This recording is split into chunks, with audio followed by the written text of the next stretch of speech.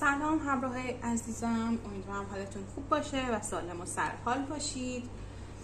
امروز براتون یه موضوع رو در نظر گرفتم با انرژی سوپرمون جدید که اولش توی علامت زودیاک جمنای هست یا خرداد و بعدش دیگه میره کم کم توی کنسر یا زودیاک تیر ماه. اگر اطلاعی ندارید در مورد اینکه اینا چی هستن، سوپرمون و علامت زودیاک و اینا، یه توضیح مختصری میدم، ولی با سرچ میتونید خیلی چیزای بیشتری در موردش متوجه بشید. اگر هم حوصله ندارید برید سراغ انتخاب گروه ها و فالتون. ولی در کل ماه وقتی که حالا داره دور کره زمین میچرخه و خود کره زمین هم که داره میچرخه و در نتیجهش ماه هم جاش توی آسمون داره عوض میشه توی کهکشان، به خاطر حالا اون دوره 28 روزه چرخش ماه به دور کره زمین، ماه شکل‌هایی رو پیدا میکنه. در واقع یک بخش‌هایی از ماه رو ما میتونیم ببینیم که همون مثلا هلال و ماه کامل و اینا هستن. اینا به خاطر چرخش ماه به دور کره زمین و ماه جدید یا نیومون شروع این دوره هستش و انرژیش بالاه برای شروع جدید، چیزای جدید، آغاز کردن کارها، دادن انرژی جدید، این که یک دوره یا فازی رو بخواید شروع کنید و انرژیش خیلی بالاست. حالا سوپرمون انرژی خیلی بالاتری داره. حالا اینکه از نظر اخترشناسی سوپرمون یعنی چی، من خیلی در موردش اطلاعی ندارم، ولی فکر میکنم که اینطوریه که فاصله ماه نزدیکتر هست به زمین وقتی که سوپرمون داریم. فکر میکنم اینطور باشه. خلاصه این از ماه جدید. حالا این زودیاک هایی که گفتم چی هستن؟ این ماه که داره میچرخه و کره زمین در واقع داره میچرخه و ماه هم به همراهش جابجا میشه، توی مناطقی قرار میگیره که توی کهکشان مناطق این علامت های زودیاک هستن. مثلا میگم خیلی پیچیده‌اش نکنم، مثلا همونطوری که ما میگیم علامت زودیاک خرداد مثلا جمنای هست و میگیم شما متولد ماه خرداد هستید، داریم به این مسئله اشاره میکنیم که تو زمان تولد شما خورشید توی اون حالا منطقه‌ای بوده یا در راستایی بوده که با علامت زودیاک جمنای یا خرداد یه جوری بس می‌شدن. مربوط به پوزیشن ها و موقعیت قرارگیری و این چیزا هست، جهت ها و اینا که نه خودم خیلی میفهمم و نه میخوام پیچیده‌اش کنم. ماه و سایر سیاره ها هم، ماه که البته سیاره نیست، اجرام آسمانی دیگه و سیارات هم همچین حالتی رو دارن، یعنی میتونن توی موقعیت هایی قرار بگیرن که حالا در راستای این علامت های زودیاک باشن. در واقع علامت های زودیاک یه سری صور فلکی هستن توی آسمان، به این دلیله. فکر می‌کنم خیلی بد توضیح دادم، ولی امیدوارم که تا یه حدی تونسته باشم باز کنم. از اول باید میگفتم که زودیاک‌ها سری صور فلکی هستن توی آسمون. این اجرام آسمانی که در راستای اونها قرار میگیرن و توی یک مناطق اونها قرار میگیرن، ما میگیم که مثلا خورشید الان توی صور فلکی جمنای هست، یا مثلا ماه تو صور فلکی اسکورپیو هست، یا اینطوری. بر بقیه سیارات هم همینطور. خب بریم سراغ فالتون. اولا که این فال رو شما به صورت کلی میتونید هر زمانی بگیرید. من زمانی دارم این فال رو برای شما انجام میدم که یه سوپر ماه جدید داره ظهور میکنه، در واقع داره میره تو منطقهش و اولش توی صور فلکی جمنای هست، بعدش میره تو صور فلکی کنسر و به این دلیل این دوتا کارت رو اینجا گذاشتم، چون تفسیرها با الهام این دوتا صور فلکی انجام میشه و با پیام هایی که واسه ما دارن و بر اساس کارت هایی که قبلا کشیدم که موضوع فال رو مشخص کنم. موضوع فالمون که بهمون پیام دادن این شده که شما چطوری میتونید از انرژی این ابرماه جدید استفاده کنید برای اینکه روابطتون رو عمیق‌تر کنید. من گشتم تا 3 چیزی که شکل ماه در واقع جدید که حالا شکل هلال ماه باشن براتون تو وسایلم پیدا کنم و خیلی خوشحال شدم که پیدا کردم. تازه یکی بیشترم پیدا کردم، حالا این هر دوتا ماه هست ولی خب اوکیه. البته اینم هلاله، این در واقع بخش تاریک ماه هست. خب 3 گروه داریم. گروه اول یه دونه سنجاق سر پیدا کردم که شکل هلال ماه هست. همه این وسایلم من خیلی دوست دارم، کلا هر چیزی که علامت ماه داشته باشه دوست دارم. گروه دوم یک گوشواره هست که هم ماه داره و هم ستاره داره، یه دونه از 2 جفت گوشواره است. و گروه سوم هم این گردنبند هستش که یک ماه داره. این البته کریستال نیست و جنسش پلاستیکه، یعنی اگه به فکر کریستال هستید این کریستال نیستش و پلاستیک هست و یک گردنبندی هست که طرح ماه داره. خب به اون ارتباطی که میخواید عمیقش کنید فکر کنید. شما میتونید برای روابط غیر عاطفی هم این فال رو بگیرید. تفسیرهایی که من میکنم برای روابط عاطفی هست ولی پیام میتونه واسه شما وجود داشته باشه. بر افراد مختلف هم میتونید از گروه های مختلف استفاده کنید اگه انرژیش براتون میاد. و بریم سراغ فالتون. سلام گروه 1. اگه شما این علامتی که نه سنجاق ماه رو انتخاب کردید، این فال شما هست در مورد اینکه چجوری با انرژی این ماه ارتباطتون رو عمیق‌تر کنید. این کارت ها رو میذاریم اینجا بمونن به خاطر اینکه میخوایم یادمون باشه که پیامشون رو دخالت بدیم توی تفسیرمون. به خاطر همین ممکنه بعضی تفسیرها که میشنوید اگر از تاروت اطلاع دارید دقیقاً اون تفسیری نباشه که مرسوم هست، به خاطر اینکه من دارم اثر صور فلکی جمینای و کنسر رو هم دخالت میدم و در واقع این پیام اونها هست. بنابراین ممکنه تفسیرها با اون چیزی که شما همیشه شنیدید متفاوت باشه. دست کارتی هم که استفاده میکنیم امروز کارت فرزند ماه هست. کلا همه چیز هم ماه داره دیگه. بعد اوراکلمون هم اوراکل ماهه، خلاصه دیگه اصلا اینطوری. بریم ببینیم برای تقویت ارتباطی که توی ذهنتون هست چه کاری باید انجام بدید.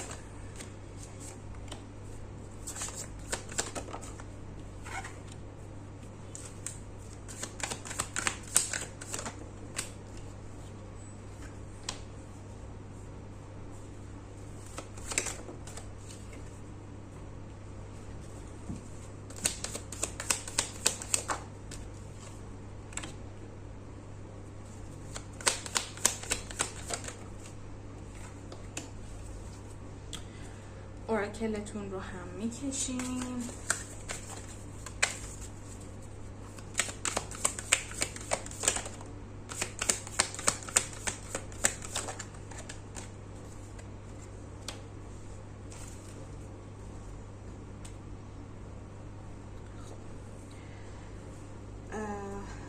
و کارت پشت دسته هم در واقع نتیجه ما و اینکه اگر این کار رو انجام بدید منجر به چی میشه هست که یه ذره اینورتر میذارم که حواسمون باشه بهش. خب گروه 1 توصیه که به شما شده در مورد این ارتباط، اول اینکه با طرف مقابلتون وقت بگذرونید.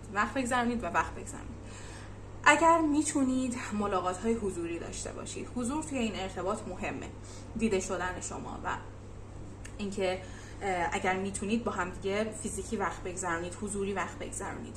اگر شرایطش رو ندارید و نمیشه این کار رو انجام داد، پیام دادن، زنگ زدن، صحبت کردن هم افاقه میکنه. حالا یک چیزی که شما باید در نظر داشته باشید این هستش که توی این ارتباط میتونید احساسی بشید، یعنی جلوی احساستون رو نگیرید اما جلوی هیجانتون رو بگیرید. خب این دوتا با هم دیگه فرق دارن. احساس یه چیزه، هیجان یه چیز دیگه است.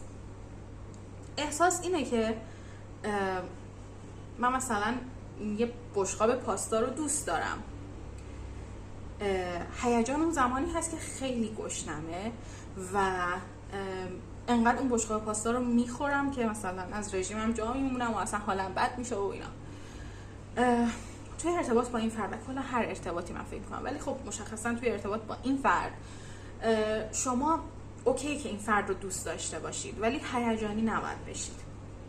دوست داشتن شما باید از این بیاد که این فرد رو دارید میشناسید، میخواید بهش اعتماد کنید و این فرد داره یک شخصیت خوبی از خودش نشون میده و داره آدم خوبی به نظر میرسه.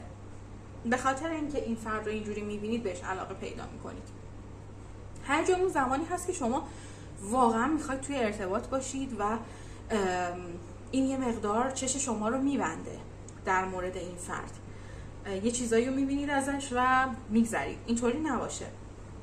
این فرد رو بشناسید و زمان بذارید که این فرد رو بشناسید و لازم نیست که براش کلاس بذارید یا جلوی خودتون رو بگیرید.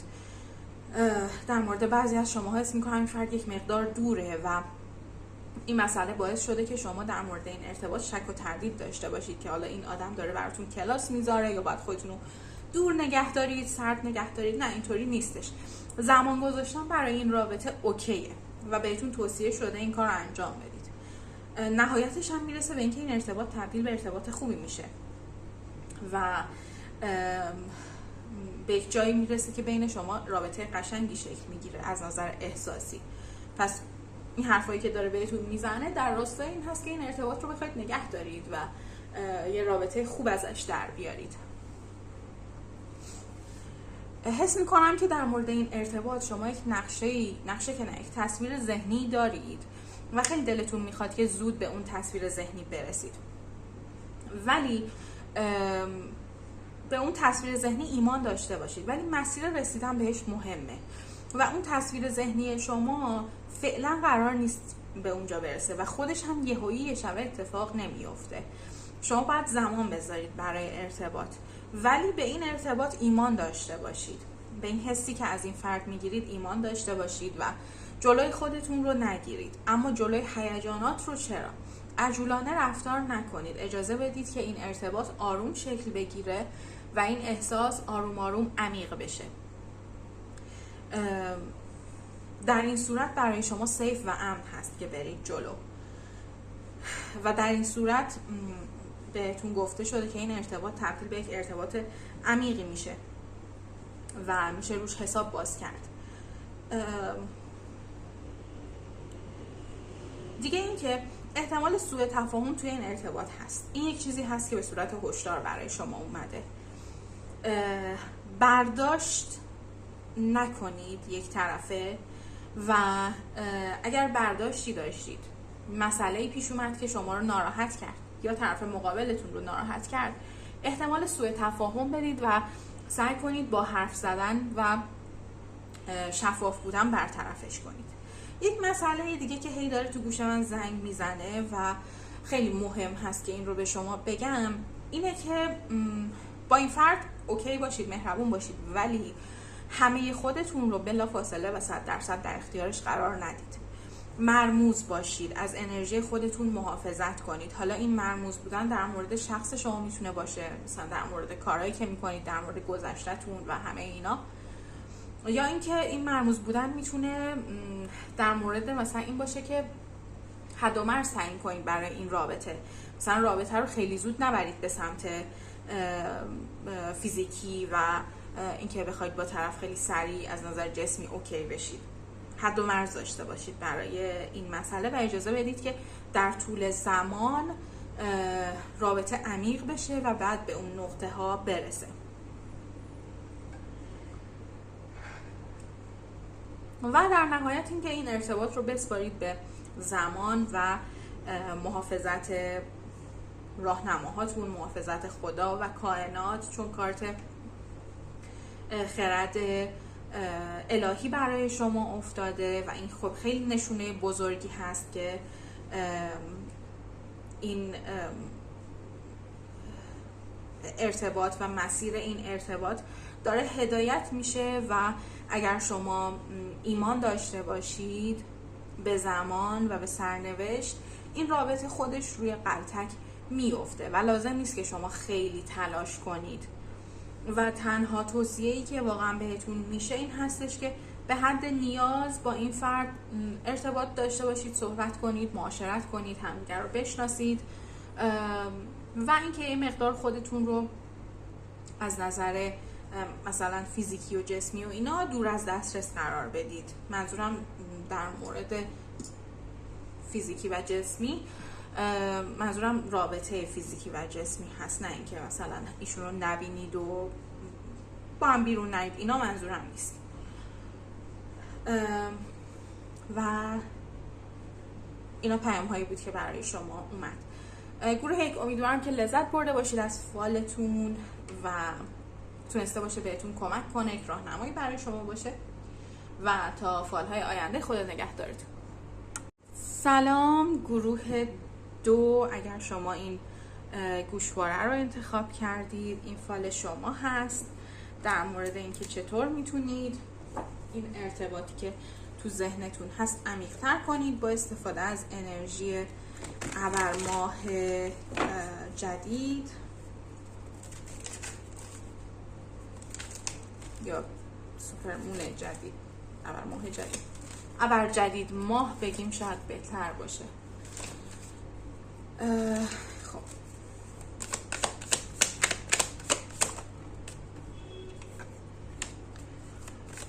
کارتای زودیاک رو این گوشه ها میذاریم به خاطر اینکه میخوایم یادمون بمونه که با انرژی اونا میخوایم تفسیر کنیم. ممکنه تفسیرهایی که از من میشنوید تفسیرهای کلاسیکی نباشن که توی بقیه فالا میشنوید با این کارتایی که میبینید. ممکنه بعضیاتون از کارت‌ها اطلاع داشته باشید.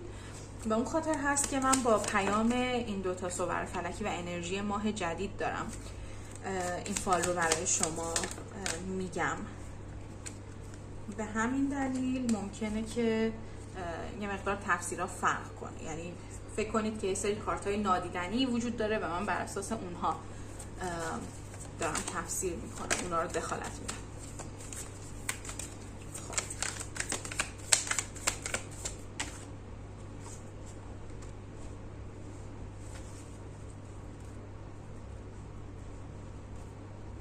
خب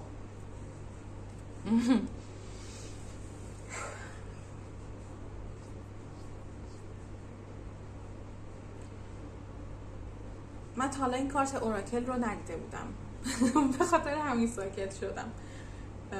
تا حالا این کارت اوراکل فکر نکنم توی هیچ فالی در اومده بود یا خیلی وقته که در نیومده بود، واسه همین من سکوت کردم. خب گروه 2،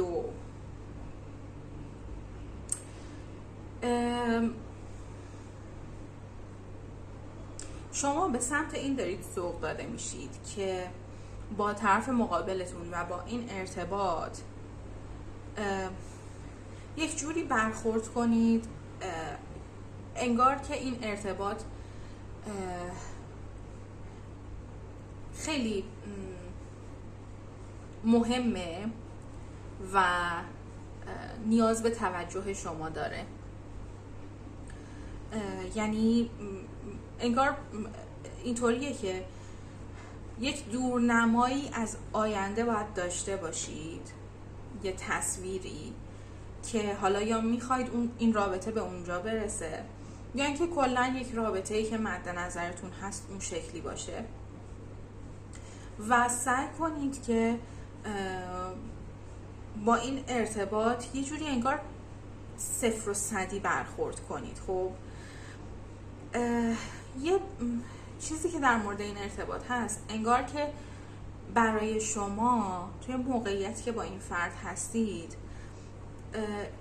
انتخاب‌های دیگه وجود نداره و شما توی یه چهارچوبی قرار گرفتید یا خودتون رو قرار دادید، انگار نمیشه از این چهارچوب در اومد. ولی شما انتخاب‌های دیگه‌ای هم دارید، میتونید کارهای دیگه‌ای هم انجام بدید و لزوما برای همه شما این انتخاب‌ها و کارهای دیگه مثلا یک فرد جدید نیست یا یک رابطه جدید نیست، گرچه که بعضی از شماها خیلی شدید به این سمت دارید سوق داده میشید که اصلا عمیق‌تر کردنی برای این رابطه وجود نداره و این ارتباط رو رها کنید بهتر هستش. به خاطر همین به شما داره گفته میشه که یه جوری صفر و صدی با این ارتباط برخورد کنید و برای خودتون انتخاب‌ها و مسیرهای دیگر رو هم ببینید. انرژی های خیلی زیادی داره به هم میرسه. انرژی روابطی که تو بلا تکلیفی هستن، انرژی روابطی که توی ازدواج هایی هستن که این ازدواج توی اوضاع وخیمیه، کسایی که توی روابط تاکسیک هستن و کسایی که انقدر توی این ارتباط خودشون رو بیچاره میبینن، عذر میخوام اینطوری میگم، حسی است که داره به من میرسه، انقدر توی این ارتباط و بدون این شخص خودشون رو بیچاره میبینن که فکر میکنن هیچ راهی ندارن. در تمام این موارد این فال میخواد به شما بگه که راههای دیگه‌ای هم هست. برای بعضی از شماها این پیام رو اول برسونم. صحبت کردن و گفتگو کردن با یک مشاور و یا کسی که میتونه از نظر حقوقی حتی شما رو راهنمایی بکنه میتونه چاره باشه و میتونه به شما کمک کنه. این یک پیام هست. در مورد بعضی از افراد، اونهایی که توی بلا تکلیفی هستن، مخصوصا بلا تکلیفی هایی که مدت زیادی ازش گذشته، مثلا 1 سال طرف شما رو گذاشته تو بلا تکلیفی یا حتی بیشتر یا کمتر، این دیگه بستگی به موقعیت شما داره.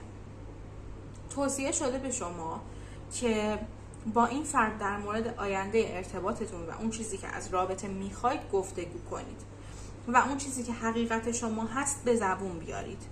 اگر میخواید این رابطه جدی‌تر بشه، اگر میخواید این رابطه جلو بره و اگر میخواید که این ارتباط شکل دیگه‌ای داشته باشه، اینا رو باهاش در میون بذارید. هر چی هست، موقعیتی که شما در حال حاضر توش قرار دارید موقعیت مناسبی نیست و شما باید دست به عمل بزنید برای اینکه این موقعیت عوض بشه. اتفاقی که میفته چیه؟ برای شما مسیرهای دیگه باز میشه. در مورد بعضی از این افرادی که بلا تکلیفی دارن، این مسیرهای دیگه اینه که میرید سمت جدی‌تر شدن و اون چیزی که میخواید اتفاق میفته. ولی دروغ نمیگم به شما، برای بعضیاتون این رابطه از بین میره، ولی اگر این کار رو کردید و از بین رفت و ارتباطی نموند، بدونید که با دادن زمان چیزی درست نمیشد و چیزی تغییر نمیکرد.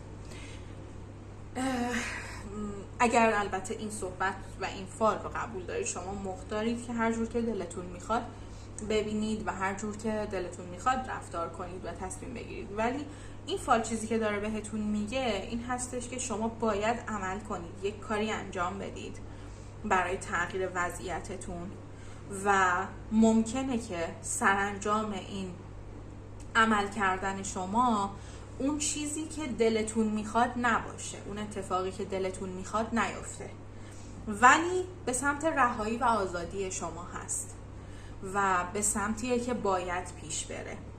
از بیان کردن حقیقت خودتون نترسید و از اینکه دنبال خواستتون برید نترسید. حرفی که در واقع به صورت مختصر داره به شما میزنه اینه که دیگه لازم نیست زمان بدید، عمل کنید و ببینید که جهان برای شما چی داره. اگر هدف شما رهایی هست، جهان شما رو رها میکنه. اگر هدف شما یک ارتباط عالی هست، به سمت اون ارتباط عالی حرکت میکنید، ولی ممکنه این ارتباط عالی با طرف مورد نظر شما و شخصی که در موردش فال گرفتید نباشه. من میدونم که نیت ما این بود که چجوری این ارتباط رو عمیق‌تر کنیم، ولی بعضی وقتا این اتفاق نمیفته و وقتی که نمیفته دیگه کارش نمیشه کرد.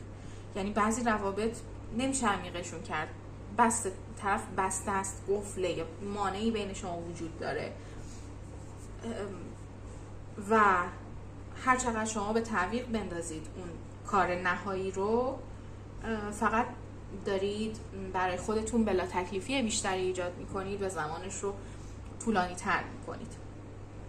خلاصه این که نهایت این وضعیت برای هر کدوم از شما متفاوته، یعنی کارت نهایتتونم 7 جام اومده و 7 جام یعنی انتخاب‌های متفاوت و مسیرهای متفاوت که بعضیاشون رویا هستن، بعضیاشون خوابن و واقعیت ندارن و هر اتفاقی ممکنه بیفته. ولی تا اونجایی که داره به من میرسه با توجه به پیامی که 2 زودیاک برای شما داشتن، بلا تکلیفی قرار تموم شه با این فرد یا بدون این فرد، ولی بلا تکلیفی قرار تموم شه اگر شما کنترل رو به دست بگیرید و اون کاری که دلتون میخواد و اون حرفی که توی دلتون و ذهنتون هست بزنید و یا برید دنبال اون اقدامی که دلتون میخواد که کنترل شرایط رو به دست بگیرید و سرنوشت خودتون رو رقم بزنید. خب گروه 2، امیدوارم که این فال براتون مفید بوده باشه. اگر انرژیش به شما نمیخورد و مطمئنید برای شما نیست، اصلا نیاز نیست قبولش کنید، میتونید گروه های دیگر رو امتحان کنید یا اصلا این فال رو بذارید کنار. ولی امیدوارم واقعا اون کسایی که نیاز به راهنمایی داشتن، راهنمایی که میخواستن رو از این فال گرفته باشن. تا فال های بعد خدا نگهدارتون. سلام گروه 3، اگر شما این گردنبند ماه را انتخاب کردید، این فال شما هست. ماهمون این وریش کنم پشت از بیرون نمیاد. خب اول میریم سراغ کارت های تاروت شما، بعد اوراکلتون و بعد میریم سراغ تفسیر.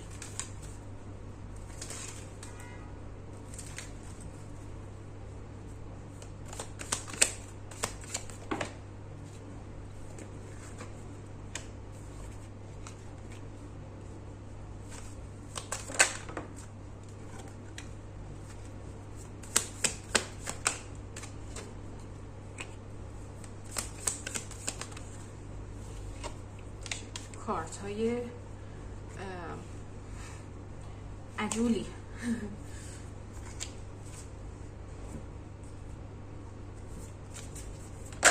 اوراکلتونم عجول بود.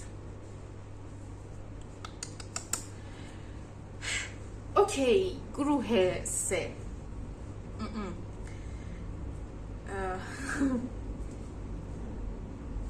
خب این ارتباط برای اینکه عمیق بشه نیاز به آرامش و صبر از سمت شما داره و طرف مقابلتون. ولی خب چون شما دارید این فال رو گوش میدید، حالا بعدا میتونید به طرف مقابلتون برسونید. ولی این ارتباط نیاز به زحمت داره برای ساخته شدن و این زحمت ها هم از این نظر هستن که شما باید انرژی بذارید، با هم صحبت کنید و گفتگو داشته باشید، و هم از این نظر هستن که همدیگه رو ببینید، برای هم وقت بذارید. و براتون میبینم که موانعی در این مسیر وجود داره که این موانع نیاز به صبر داره که بشه حلشون کرد و یه شبه حل نمیشه اما قابل حل هست. کارتا بهتون نمیگن که این رابطه‌ایه که دیگه نمیشه کاریش کرد و اینو بهتون نمیگن که ناامید بشید و بذاریدش کنار. نه، فقط بهتون میگن در حال حاضر که دارید شما این ویدیو رو میبینید، ارتباط شما برای اینکه عمیق بشه نیاز به زحمت داره و جلو راش چالش هست. چالش بزرگ یه سری شرایط محیطی هست از دور و بر، کار شما، کار ایشون مثلا بیشتر اینطوری شرایط وخیمه، یا درس شما، درس ایشون، اینجوری. یک سریاشون هم این هستش که شما و این فرد با همدیگه دچار سوء تفاهم میشید، انگار حرف همدیگه رو نمیتونید درست بفهمید و منظورها بد برداشت میشه و یک شخص ممکنه یا شما یا ایشون یا هر دوتای شما آدم‌های زودجوشی باشید یا آدم زودجوشی باشه و این مسئله شده یک چالش برای اینکه ارتباط شما بخواد پیشرفت کنه، چون قبل از اینکه شما بیاید حرف خودتون رو به هم دیگه بزنید اون جوشه میاد بالا و کار رو خراب میکنه. به خاطر همین اول از همه شما گفته شده که آروم باشید و سعی کنید احساساتتون رو کنترل کنید، هیجاناتتون رو کنترل کنید و موقع صحبت کردن سعی کنید صادقانه و رک صحبت کنید و بدون اینکه در لفاف حرفی رو بپیچید، بدون اینکه کنایه بزنید، بدون اینکه بخواید با طعنه صحبت کنید و همدیگر رو بیشتر درک کنید. کلاً ببینید که طرف مقابل هم برای شما هم برای ایشون داره از کجا میاد و منظورش چیه و چرا این حالت ها براش ایجاد شده و یک طرفه به قاضی نرید. این خیلی مهم است، یک طرفه به قاضی نرید. وقتی چیزی رو 100% نمیدونید، هم شما هم ایشون، همدیگر رو قضاوت نکنید، همدیگر رو به هم فرصت بدید که هر کسی حرف خودش رو بزنه. اگر مسئله پیش میاد اجازه دفاع بدید، اجازه صحبت کردن بدید. بین شما تنش زیاده، یعنی اون چیزی که من دارم تو این کارتا میبینم، اون زوجی که این فال براش هست بینشون تنش وجود داره، بینشون آشفتگی وجود داره، سوء تفاهم هست و اینکه نمیتونن با هم دیگه صحبت کنن. ولی خب یه عشقی، یه علاقه هم این وسط هست که این ارتباط رو نگه داشته. و اگر شما دارید این ویدیو رو میبینید نترسید از این که شما این قدم اول رو بردارید. شما اون کسی باشید که این دفعه که مسئله پیش اومد یه قدم میره عقب و میگه خب باشه عزیزم، حالا فعلا آروم باشیم، بعدا در موردش صحبت میکنیم. یا بیاد احساس پشت اون حرفا رو بشنوه، نه فقط اون عصبانیت رو، و طرف مقابل رو آروم کنه و بهش این فضا رو بده که صحبت کنه و بدون اینکه احساس کنه توی مقام متهم قرار گرفته بیاد حرفاشو بزنه، بیاد خودش رو خالی کنه. ممکنه شما مجبور بشید این فداکاری رو انجام بدید برای اینکه ارتباط شما بتونه عمیق‌تر بشه و دووم بیاره. و اتفاقی که میفته اینه که برای شما یا برای هر دوی شما یک دید جدیدی از زندگی طرف مقابل باز میشه، از شخصیتش و اینکه چرا این حرفا رو میزنه، چرا ما دچار سوء تفاهم میشیم، چرا این اتفاقایی که داره بین ما میفته ریشش کجاست، منبعش کجاست. یک قدم برداشتن به عقب و فکر کردن به جای اینکه بخواید یک واکنش هیجانی نشون بدید به شما کمک میکنه که درک بهتری از اوضاع طرف مقابلتون داشته باشید. و وقتی که اون هم ببینه که انقدر راحت توی مقام متهم قرار نمیگیره، اون هم از شما یاد میگیره.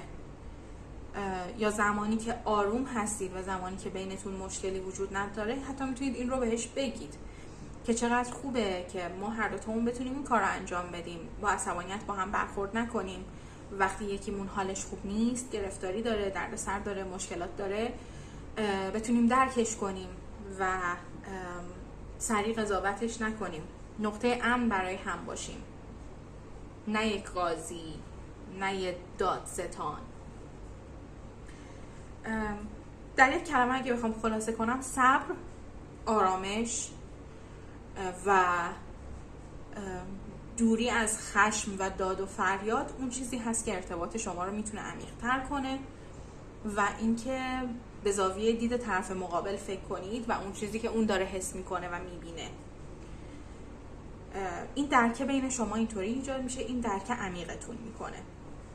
میتونید طرف مقابل رو بیشتر بشناسید اینجوری، اون هم اگر از شما بخواد یاد بگیره میتونه اینجوری شما رو بهتر بشناسه. و از این نترسید که شما نفر اول این تغییر باشید. زمان بسیار خوبی هم هست اگر همین روزایی که نیومون هست و سوپرمونه و ماه جدید هست دارید این ویدیو رو میبینید. اگر هم نیست اصلا اشکال نداره، هر زمانی میشه این تغییرات رو انجام داد. اصلا خودتون رو درگیر چرخه ماه نکنید، اون انرژیش همیشه با شما هست و همیشه خوبه. خب گروه 3 امیدوارم که از این فال لذت برده باشید و تونسته باشه به شما کمک کنه. در نهایت اون کاری رو انجام بدید که به نظر خودتون درست هست. اگر این فال درست باشه و برای شما باشه، خودش به دل شما میشینه و اگه نباشه خب نیست. در حال فال جمعی هست و برای همه مناسب نیست. میتونید گروه های دیگر رو انتخاب کنید یا اینکه اصلا فال دیگه رو ببینید یا این فال رو بذارید کنار و هرچی. امیدوارم که بهتون خوش گذشته باشه و تا فال های آینده خدا نگهدارتون.